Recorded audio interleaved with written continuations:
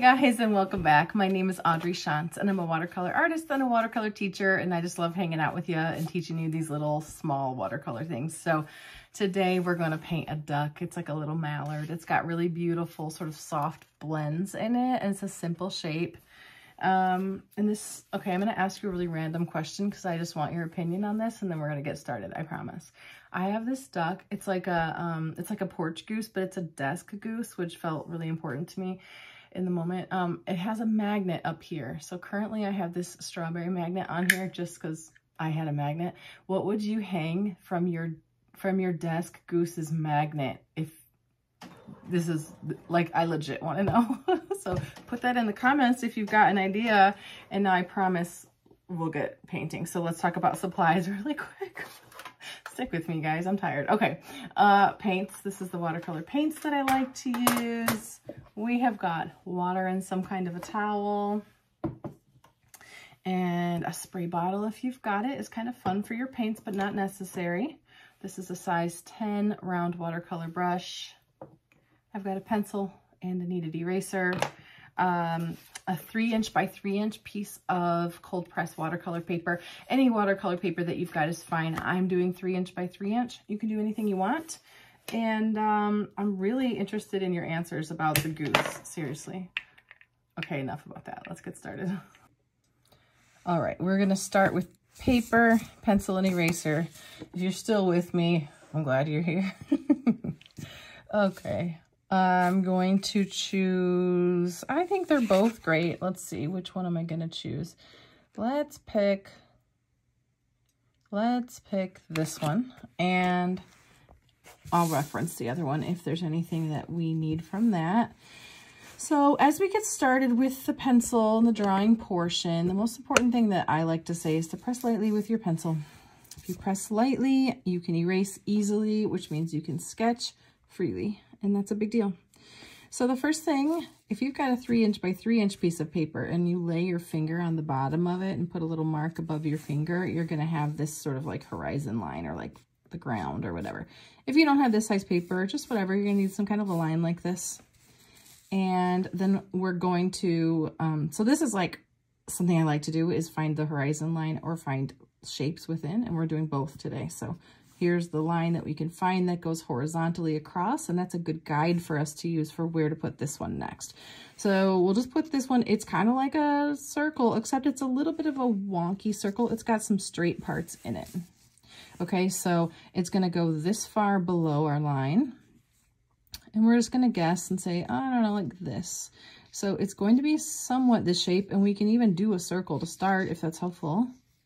But then we're going to take that circle and actually find some straight parts. So like right here, it's like a straight line, and maybe another one here. Now don't go nuts on the corners. Those still need to be rounded, you know. But we're going to find all these spots where it's actually kind of straightens out, and that's going to give us this sort of cool body shape. I'm finding a straight line here, and all I'm doing is I'm looking over here and going, yep, that's kind of one, that's kind of one. And I'm just taking some of the curve out of our circle. And something like that's great. And it's funny, but these little things really do sort of add up to just changing the shape, and like it's pretty effective. I think let's get rid of the line that goes through our circle now. If you've got a kneaded eraser, you can always squeeze it to make it fit within your spaces. And that's because our next shape is going to be this. It looks like an upside down light bulb, kind of, doesn't it? I mean, kind of, you know. Anything you can tell your brain always is like helpful. So where I want to do first is it's going to come up a little higher. Sorry for that shaky camera. It's going to come up like maybe to here. So what I'm doing is putting the bottom line, you see it's got this white like collar, the bottom line of that somewhere in the center. Okay, before we get too far, if you don't have equal space on either side here, you might want to just clean that up a little by moving this. Just thinking about it. Now, this part of our light bulb, if you will, is going to go down to about here. Now, I don't want to cover up this. I want to see these beautiful bleeds in both. So we don't want this line to get too close to this line. And so as we do it, we'll bring this down first, and then it's going to just sort of start to round out. And if we want to find some straight lines in there like this, awesome. Straight line here. Uh-oh, my dog wants to go out. We'll see how much time we have. Okay, so I've got just like this, and then we're going to get in. Now we can do another line right on top. That gives us our white space here. All right, took the dog out and we're back. And that's my printer. Welcome to my house, everyone. Okay, from here, we're gonna kind of curve up. So this straight line comes up, curves, gets a little wider over here. So see that, if that was connected? So, and that's just because kind of the head is turned. So we're coming up and over, and let's forget about the straight lines for a second and just get to like here. From there, let's look at the differences, okay? When it comes up, straight line here, it's almost matching the beak. So we're gonna turn that into a straight line. I'm telling you, these things add up when you start to do lots of birds. It's actually so fun to just go, okay, this is another bird. What makes this one different? And look for those sort of straight lines. I like for the beak to kind of find a curve at the top, thinking it helps me make sense of the shape. It would be curved up, right? So somewhere over here, a little bit of a curve like this, maybe a dot where we want it to go. And I'm going to kind of connect up those sides. Now you want this line to look continuous. And that's it. I don't like how this is curved. I see a little bit of curve in that line. I want them to both be pretty straight. So I'm just going to quick change them. 1, 2, connect my sides up.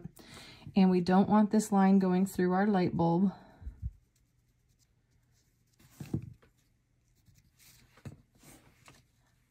Are you going to think of it as a light bulb now? I have a good idea. I'm such a nerd. Okay, we're going to get in here and do the feet. So they got to kind of make sense with the head. Here's the head. The feet are on either side. Okay, makes sense. They're not very far away. And honestly, on this one, look at how simplified that shape is. Like nobody worried about feet or duck toes. We can clean it up later with ink if we want to. So for now, let's just, you know, a straight line with another one next to it. And maybe just get the legs in first so you like where the legs are.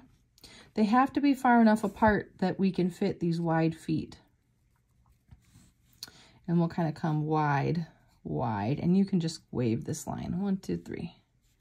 Wide, wide, 1, 2, 3.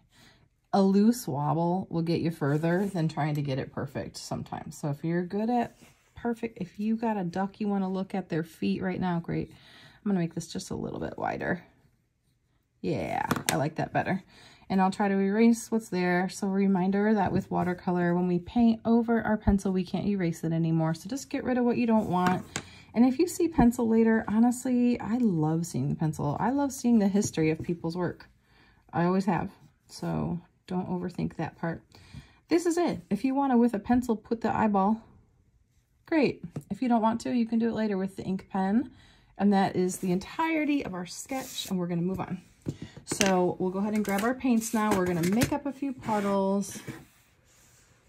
Oh, I'm sleepy today. Okay, we got this. We got our water. We got our paints. And we do need kind of a variety of colors if you look at it. So inside of the light bulb, you can see a brown and maybe a mustard yellow, maybe even some orange. So let's start with that. We'll take our brush, dip it into our water jar, and I'm going to be grabbing a little bit of paint, bringing it over. So let's do it. A little bit of paint, bring it over. That's already more than I wanted. Okay, so I will take my brush, clean it out in my jar by pressing into the bottom.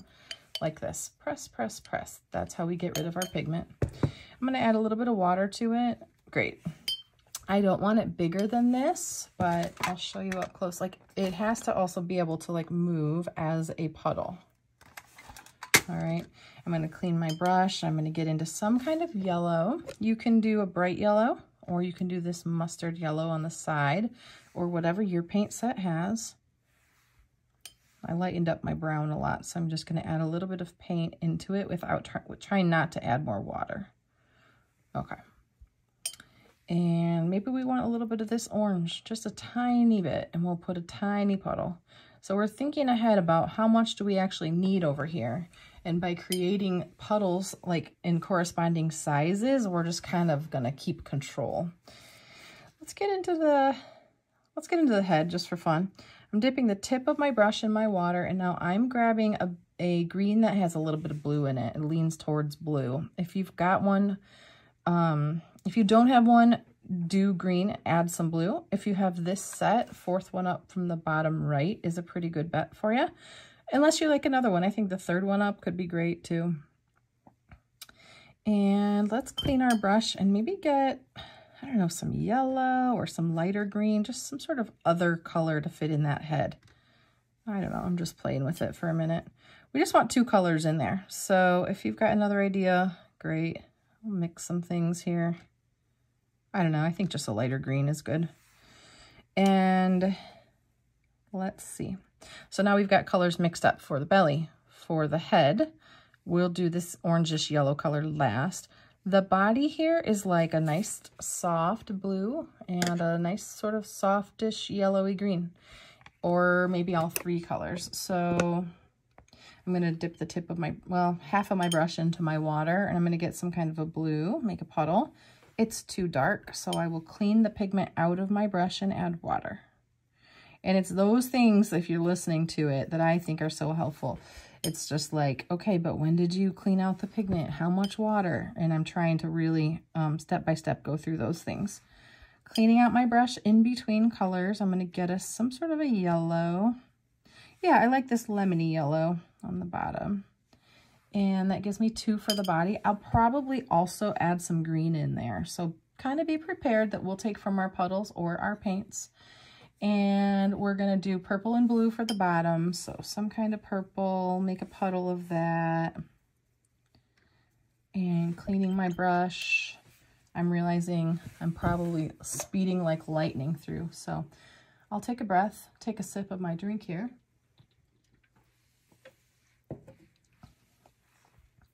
And there is no rush on making your puddles, other than your puddles might dry up and you'll have to add more water, and that's it. And then we're not going to worry about that. But I've got a big puddle of blue down here now too. So see how they're in sort of corresponding sizes to what I'm going to need. And I think the last thing that I'll need is the orangish yellow color for the beak and the feet. I'll dip the tip of my brush in, and I'm going to grab, I think I'll grab a little bit of both, a little bit of orange. Got too much water, so I just touched my brush to my towel. And a little bit of that mustard yellow. I kind of like that combo. But you see what you like. All right, I've mixed up puddles. I'm slowing down for you. And let's quick look at our sketch. If your pencil got really dark anywhere and you wanted to lighten it up, you could take your little eraser and just sort of go like this, lighten it up just a hair, and we will begin.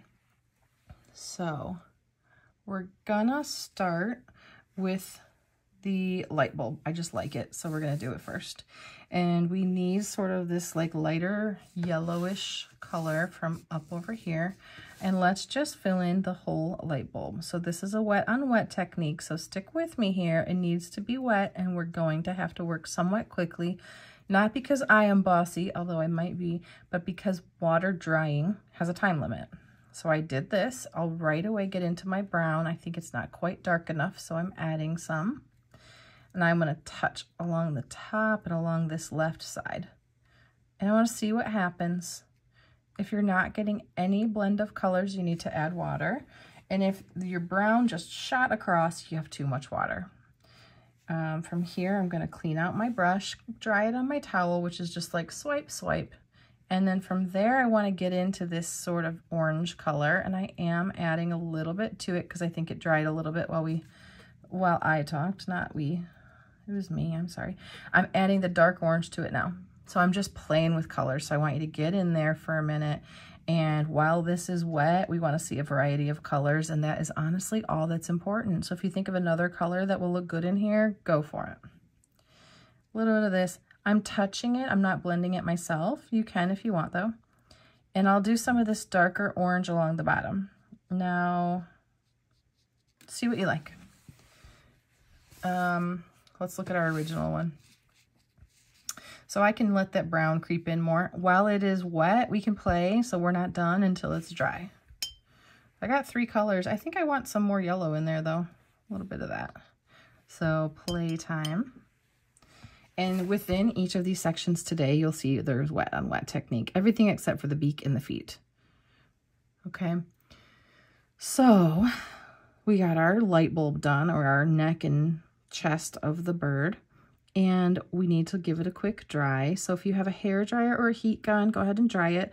If not, you can wait and you could just maybe sketch another thing. That's what, I never did this in the beginning, but the heat gun is helpful just to be able to move on when you want to. So we'll give it a quick dry. We're going to move right on into the outer part of the body. So make sure this is dry. We'll know it's dry when we lift it and don't see the light reflecting in it. Okay, so we've got blue across sort of the top, if you think of it as a circle, and either yellow or green on the bottom. I like how you can see a couple different colors, right? So we want to make sure our puddles haven't dried. If they have, we'll just add a little bit of water to refresh them, and we're going to start. Using this brush is about pressure, so really light on the tip of your brush in small spaces, and then leaning into your brush a little bit, pushing into it. Remember, it's pressure that sort of makes it a wider tip. I cleaned my brush now. I'm going to get into the yellow and just add the yellow right in. I'm touching that wet paint, swooping around. And now it's all wet. So remember, we get to play, which is like the best, right? So I'm going to try to get in a little closer for you. I maybe want some of this color that we're going to see in his head. I'm going to touch a little bit of that to it, maybe back here. And you're playing. This is total play. This does not look like a mallard, okay? Like it just was never going to. We're just doing a doodle. So that when you're doing a doodle and you think of it that way, you're never aiming towards perfection, and I think that's great. I accidentally overlapped here, so that bothers me, but I'm just going to let it be. I guess if I wanted to, I could clean my brush and dry it and try to swipe up a little bit, but what's going to happen is that I've introduced water here now, and it's going to keep running right into it. So we're going to let that be. And that is all wet. I'm letting it be. Actually, I'm going to take this darker color off the bottom a little bit, because I do think about having the darker color in the back gives the impression that his body, like, it just sends this backwards and it's more realistic, which, oh dear, we can't listen to me anymore. I said it doesn't matter, and now I say it matters. Okay, we've got 1, we've got 2. We're going to get into the head of it. And so I'm going to dip my brush into, just the tip of my brush into the water. And I'm going to grab this color that we got for the head. And as I do it, I want it to be nice and light. Okay, we'll add darker of this color in a moment. So I've got it here. Remember to skip the white collar. So we're just doing like this. While it's wet, if you can go right into the paint. So just the tip of my brush into that paint and touch back here. Now that's too dark, but it's going to be a cool effect. So I'm going to clean my brush, dry it just a little. And whenever we do that, there's still a little bit of water in our brush. I'm going to take it and touch it to the edge. And that water is just going to pull that darker paint in and just kind of blend it some. Great. If you want 2 colors in the head, and maybe get into your light yellow or something and just get some on that left side. He looks like he's wearing an inner tube. Okay, now I think it looks more like that. That's okay, I still love that. I would absolutely paint that. So we've got 2 spots that are wet. Let's give it a dry and we'll come back. We're gonna do the beak and the feet. We already made our little puddle for this. Remember, it is a very small puddle right here. It's got orange and yellow. As you look at it, make sure it's kind of what you need. It needs to be small, have enough water to move around, and it needs to be the color that you want. From here, make sure you have control. If you have too much paint on your brush, just take a little bit of it off. You can touch it to your towel or whatever, and light on the tip of your brush, because these really are small spaces. We're just filling these in. Those feet can touch. Sometimes that's just a good way to do it. If your paint got out of control at all, you can clean your brush and dry it, and just touch your brush to the spot you painted and it'll lift up any excess paint. Be careful not to set your brush outside of what you painted because any space that you introduce water, paint will flow into. Oh, he is so cute. So I hate having us go back and forth to the dryer this many times, but because we're going to do the ground next or the table or whatever he's sitting on, we need to make sure this is dry so that our yellow doesn't bleed right out there. This next part is pretty fun. We're going to first paint the whole thing with blue paint, going around the feet and everything. And while that blue paint is wet, we'll add in some purple paint. If you don't like purple and you don't like the way that purple turned out in this painting today, you know, do different colors. Maybe add green to it, or if you can think of another color that you like, that's great too. But we'll make sure we have enough. So I'm dipping my tip of my brush into the water and I'm going to take this pile. Now this is like really dark blue. I think I'm going to lighten it up by adding some water. Yeah, I'm going to mix a little bit. That seems good. And my purple even seems like a little bit much. So I'm going to mute it by adding just a little bit of yellow. I added the mustard yellow and now I really like this color a little bit better. And I think I'm ready to go. So we're always, you know, looking at what you got. You prep ahead of time, but you're not locked into that. And I will grab some of this paint. I'm getting my brush at least halfway full and we're going to begin painting. So using the tip of your brush to run right underneath of that line that we drew, we're going to try to fill this in efficiently. Any space like this, you don't want to do it slow or it's going to start to dry before you're finished and you won't get this effect. So I'm taking this and trying to get the whole thing kind of filled in quick. Okay, and I'm grabbing paint from around it to try to make it look even. If it's puddling or pooling anywhere, dry your brush on your towel and just touch where it is. Now it's all wet and I can tell because the light is reflecting. Can you see this all over it? I'm going to now go right into my purple paint without adding more water and swipe it in across the top. This should give us a really nice blend between the two. If you go far enough down with the purple that you're going between, make sure you get between those feet as well. I'm cleaning my brush. You can blend between the two if you want to, like this. And now you've got this really cool bleed, purple to blue. At this point, let's say the blue is too light and you're like, I can't even see it anymore. You can, because it's wet, add it in. Clean your brush, dry your brush, and continue, just make that blend. Now, it might dry differently than it was going to otherwise, but that's okay. Watercolor is cool, and I love to see the markings that we get. So at this point, you have to decide, well, we're going to do the little dots up top still. Let's do those now because this is drying and it doesn't affect anything. Tip of your brush in your water, getting that same little puddle that you used for the beak and the feet. And we're just doing these random dots. They look magical, don't they? Look, I touched the wet paint. Whoopsie daisy. All right, I want a tiniest bit more water on my brush, but when we're working with this small of a puddle, tiny means tiny. So I'm talking about tip of my brush into that water. And you can always add more, but if you get out of control with your water, you know, it'll kind of slow you down or it'll give you an effect that you don't want. This would be cute to do a splatter too, but then it's like less predictable, which is fine. What kind of mood are you in today? Honestly, I feel a little unhinged today, and if you stuck with me this long, you might be in a mood to just do some splatter. I don't know. But I like that. It's a little bit random. There's some groups of 3, some groups of 1, kind of a big, this is like a constellation over here, right? And I like it. We are finished with the painting part. So if you're finished and you don't want to add any ink to the top, great. Make sure you get all this dried and you can sign your work and you're finished. If you do want to get into the ink work though, we'll get this one more dry. I'm just going to use a little like felt tip pen because to me it's like it's not too dark. It's almost like a gray versus a black. It's not, it is black, but it's thin and light. And when I did this guy, I was like, I don't know. I didn't really plan on adding the ink, so I ended up going a little fuzzy, like back and forth like fur on his body, and light and free with his beak and his feet. I didn't worry too much about those. So coming up here, back and forth, lift your pen. and then you can think.